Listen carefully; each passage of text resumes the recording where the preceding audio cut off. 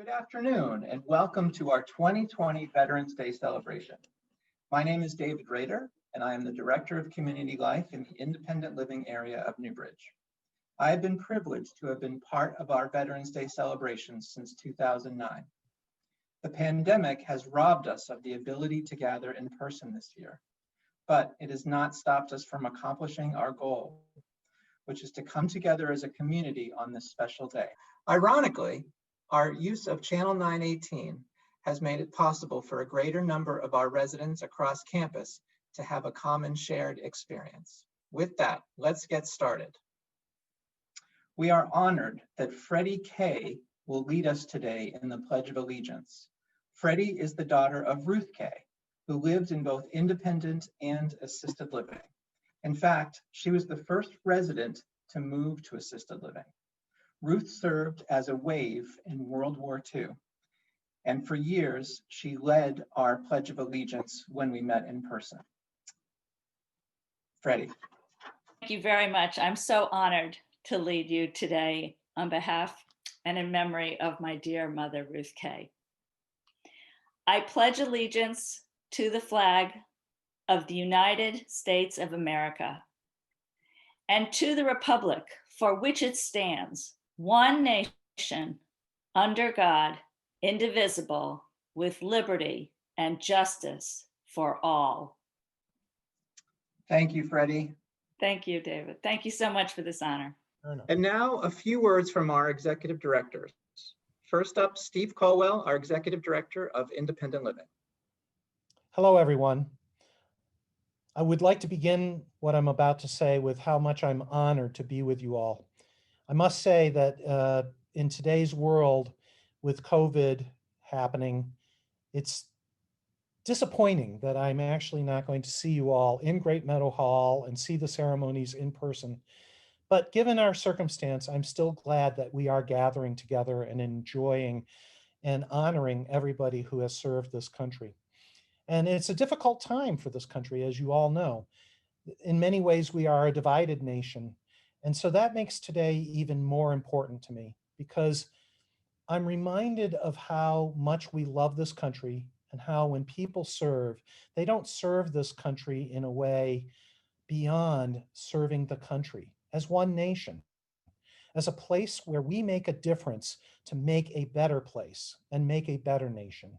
And I'm hoping on this day, as we honor you, we reflect and remind ourselves about what a wonderful place the United States is and how amazing it is today to be in this country because of all the efforts that you all took to make us get to this point. So I want to say thank you to every one of you. I deeply, deeply appreciate all the commitment you made and helped get us to today. Thank you. Scott Ariel, our executive director from our long-term chronic care hospital. Good afternoon. It's a pleasure to be with you this afternoon. There really aren't words enough to properly thank the individuals who make up our great military. This country would not be what it is if not for your involvement, your dedication, your unrelenting commitment. To those who served so valiantly, Joseph M., Herbert B., Sonny M., Jack K., Ralph S., William S., George G., Eddie C., Tyrone C., Arnold M., Mitch K., Richard S., Robert L., Bruce H., James S., William S., Paul L., Winfred B., Lionel W., Selig E., Alan B., David H., Carl R., Teddy R. Our sincere thank you for the commitment, for the dedication, for the sacrifices you made so that we could all be safe. A very happy Veterans Day and thank you all. Thank you, Scott. And finally, Matt Hollingshead, our executive director from Assisted Living. Hello, everyone. I'm Matt Hollingshead, the executive director of Assisted Living here at Newbridge on the Charles. And I want to start by wishing you all a wonderful Veterans Day. And I personally want to say thank you for your service and dedication. It's It's near and dear to my heart, not only for the nation that we live in today, is built upon the backs of all of you that served and all those that served before you, but because my own personal hero happens to be a veteran. That person's my grandfather, Robert Cohn, a Jewish guy who grew up in Roxbury and signed up for a suicide mission as part of the 101st Airborne in the Second World War. He jumped early on D-Day to act as a decoy behind the back lines in Normandy and was captured and was a prisoner of war. The thing that made my grandfather so special to me wasn't necessarily the fact that he served in the war and the things that he did in the war, but it had to do with the fact that he taught me to approach life knowing that there are things that happen that I can't control, but there are things that I can control. Really go through it all with an open mind and do the best you can with what you've got. So today I just want to share a couple pictures with you because in the past, although we would be face to face and that's very special, doing this over Zoom allows us an opportunity to do something a little bit different. So I figured I would share. This first photo is my grandfather. My grandfather getting ready to jump on D-Day. I'm sure he was very scared and very nervous, but to talk to him, you would have never known. This next photo I'm going to share with you is him and the guys getting ready. Now, some of you may have seen this before. They were actually part of a group called the Filthy 13, which was based on the movie The Dirty Dozen. And since they signed up for a suicide mission, everybody left them alone and they were allowed to do whatever they want. So they got nicknamed the Filthy 13. They were the first in the 101st Airborne to shave their heads Mohawk style. And that was because the gentleman in charge, Jake McNeese, was part Native American. And so he wanted to honor his roots. And so they all shaved their heads and put on war paint before they jumped, which was pretty special. I shared with you in the beginning of this segment that my grandfather was also a prisoner of war. And some years ago, I was able to get my hands on this photo. This is my grandfather as a prisoner, and you can see his prison number here. You can see his name, Robert Cohn. And when he jumped on D-Day, he was shot while paratrooping. And immediately when he landed on the ground, he realized that being Jewish, he had an H on his dog tags for Hebrew. So he buried his dog tags in the sand. And he spent the next 2 years as a prisoner of war. He was liberated by the Russians, fought back with the Russians, and made his way back to the United States. And it wasn't until later in life where he started sharing all this stuff with me. But, you know, this is my very long way of saying that Veterans Day, each and every year when it comes around, just moves me to my core, not only with gratefulness for my grandfather, but for all of you. So thank you again from my family to yours. I can't even begin to tell you what it means to me. So thank you. Now, I would like to introduce Lindsay Spratt, who is our Life Enhancement Coordinator in Long-Term Care. She has a special guest to introduce. Lindsay. Hello, I'm here with Eddie, who is a World War II veteran, Army veteran who has a star for his service. And Eddie, I just wanted to give you a chance to share with us a story that meant something to you in your time of service. Yes, okay. Well, first of all, thank you for having me on. I appreciate that. That's very nice. Of course, we're talking 75 to 80 years ago. So I got to see if my memories is with me, which I think it is. You had one story that you shared. Well, one outstanding story in the beginning. Of course, I'm a reconnaissance outfit that the 1st Division, Big Red One, never had before. So they made mechanized cavalry the reconnaissance troop for the whole division. And just want to let you know that was a cadre that came from the 3rd Cavalry Division down in Washington, which came up as a cadre to start us off. Only instead of horses, we did the same thing, only with mechanized. We had armored cars, jeeps, and whatnot. One of the outstanding things I think was we were getting ready to go with the 1st Marine Division down to South Pacific. But then at the last minute, they changed it. They just sent the Marines down and they said that we should go to Europe. Okay, which I'm glad they did. And from Indiantown Gap in Pennsylvania, we went to New York Harbor. And guess what? We're going to get on the Queen Mary. The guys couldn't believe it. A big ship like that. There's 20,000 of us that got on that ship and wondered, my God, we'd be a sitting duck for those German subs. Well, the next day we saw the Navy on the brim of the ocean. We had the Air Force up above, flying around. I says, so we all said together, of course, we're only 19 years old then. My God, we could really gonna have protection. Well, the next day after we got up, we were out, say, one day from New York Harbor. No ships, we didn't see any ships out there. The Navy was gone.